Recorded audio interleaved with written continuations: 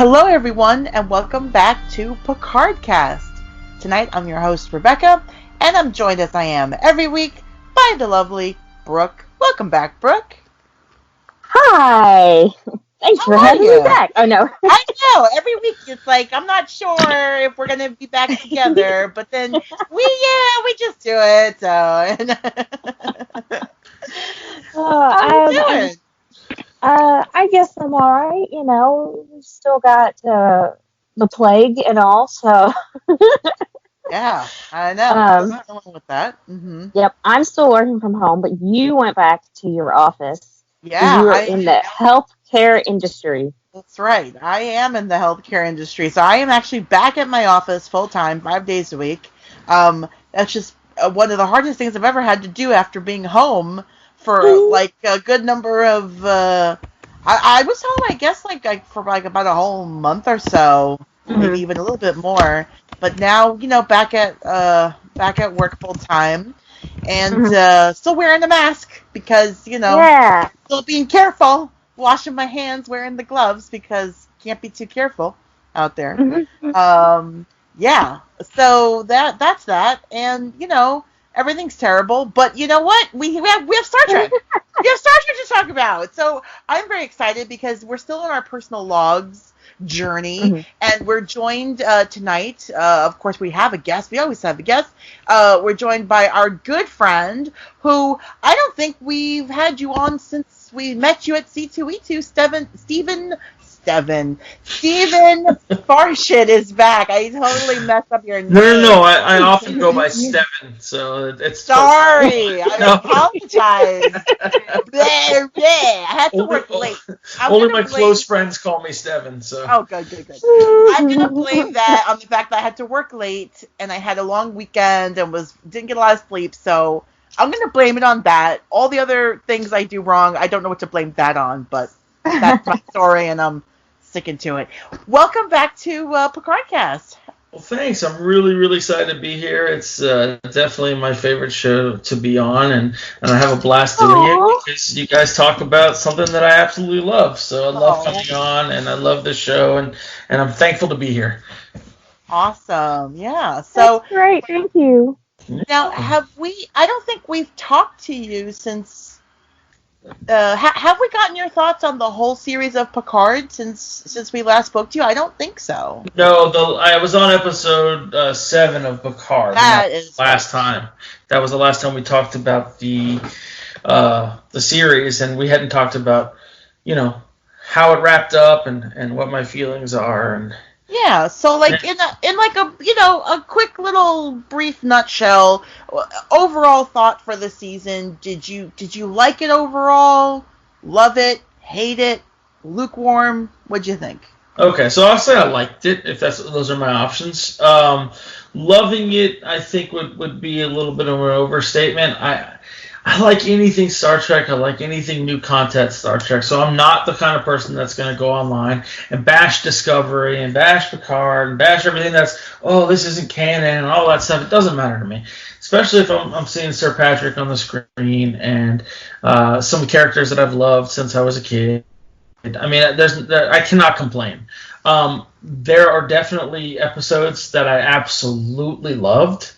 And then there are episodes that I was like, I kind of wished it would have gone a different direction. Episode 8, I believe. I mean, I'm jumping up and down out of my seat. I'm screaming. I'm like, yeah, this is what I'm waiting for.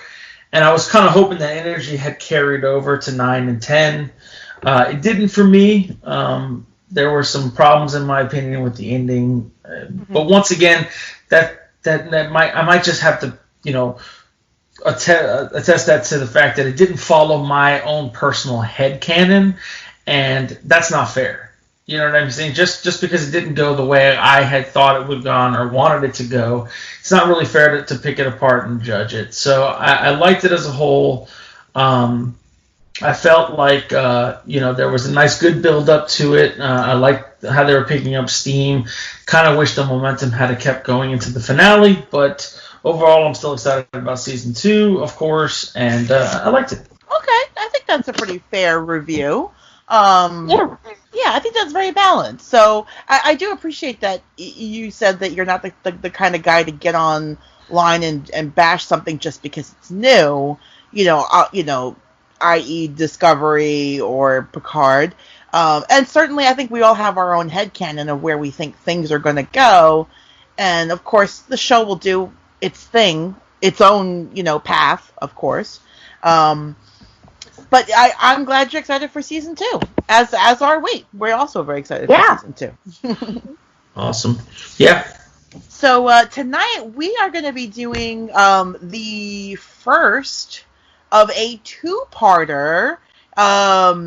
We like the idea of this episode so much, we said, Steve, how about you come back and do part 2 next time? So we are tonight we're covering Year of Hell Part 1, which is season 4, episode 8 of Voyager. So we're back to Voyager after our last episode with Nicola, and we're back to Voyager.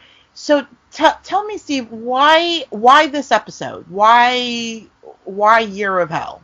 So when you started putting out information of doing this during the off season, talking about our favorite episodes, I thought, well, let me pick a Voyager episode because now Voyager is kind of neck and neck with Enterprise with me. I know that might be blasphemy to a lot of people, but I knew that a lot of people wouldn't pick a Voyager. Clearly, I was wrong because you've already had one, but I wanted to do a Voyager episode, and I chose the episode or the 2-part, the story arc of Voyager that I feel is the most accurate, the most what it would be like if Voyager, if there was a Federation ship cut off from the rest of the Federation, out on its own, 70 years away from Earth, or from Federation space, and what that struggle would look like.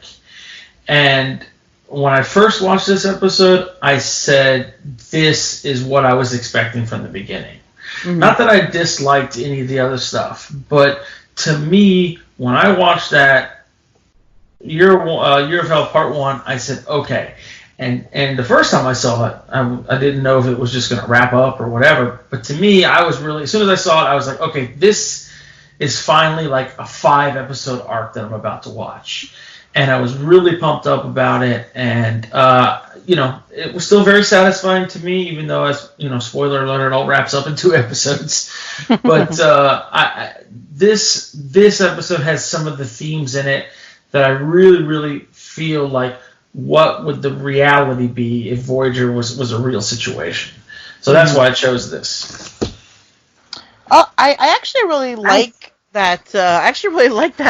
Reasoning a lot because definitely as you watch Voyager, they do have their moments where they're kind of like, we've only got 1 dilithium crystal, now what do we do? But then there's also plenty of time where it seems like they've got plenty of resources and, everything's great. The food, we got all this food, the replicators are great, they've got plenty of fuel, there's no problems, and it's like, that seems a little, easy. But these 2 episodes definitely show Voyager kind of at its worst.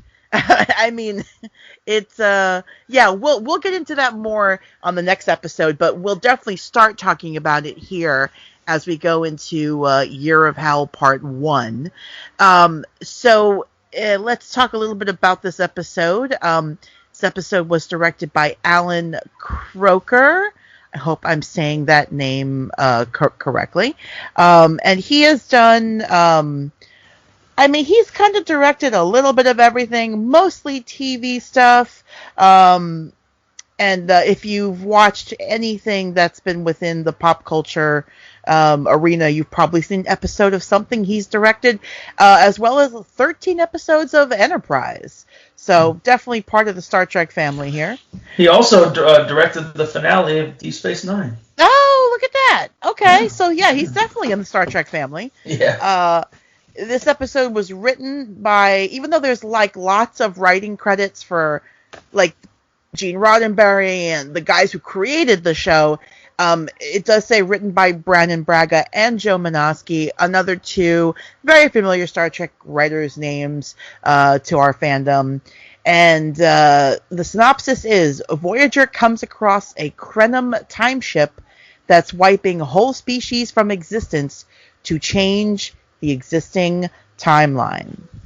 Oh boy. So we'll just go over the cast here real quick. Of course, we have our regulars. We have Kate Mulgrew as Captain Janeway, Robert Beltran as Commander Chakotay, Roxanne Dawson, who also actually directed a lot of episodes of Enterprise. She became a director later on in her career, as Lieutenant B'Elanna Torres, Robert Duncan McNeil as Tom Paris, Ethan Phillips as Neelix, Robert Picardo as the Doctor, Tim Russ as Tuvok, Jerry Ryan, 7 of 9, Garrett Wang as Ensign Harry Kim. And then we have two main guest stars. We have John Lopriano as Obrist, but the big name here is Kurtwood Smith as Anorax. And for everyone that's watched that 70s show, you know who Kurtwood Smith is. He's the dad on that show. I mean, I think Red killed it here, man. As soon as I saw Red, like Space Red, yeah, I was like, "Oh man, this is gonna be great, man." And he was perfect for that role, and from start to finish. And I don't know, I think Space Red really made this episode for me. No, he's definitely a standout here.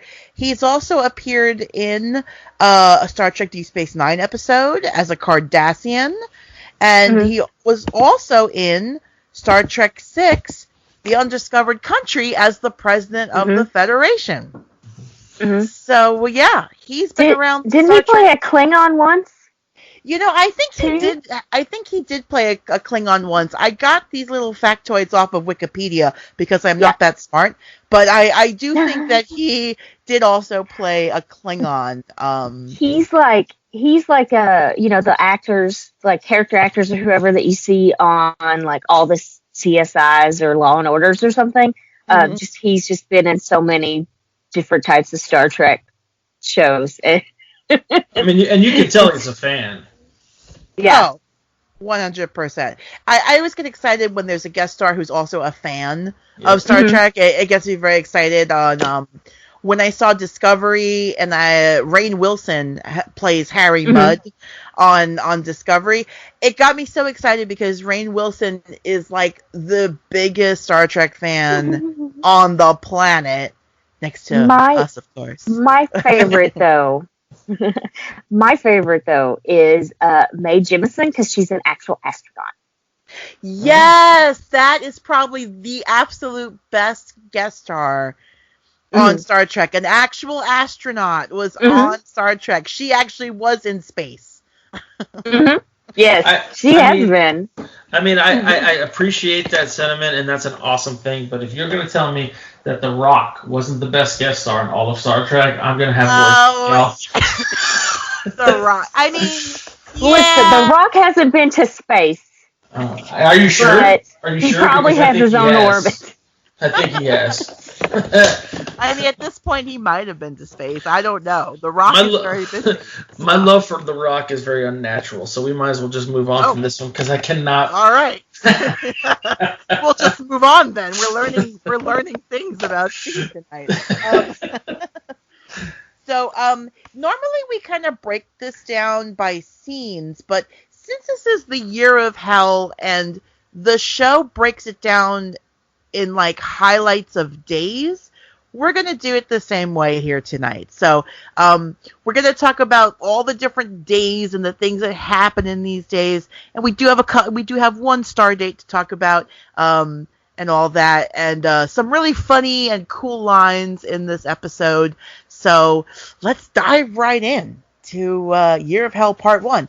And we start right off with day 1 of Year of Hell. And we see a very typical Star Trek matte painting city. Lots of activity and stuff happening. But then the ship shows up, and there's like this like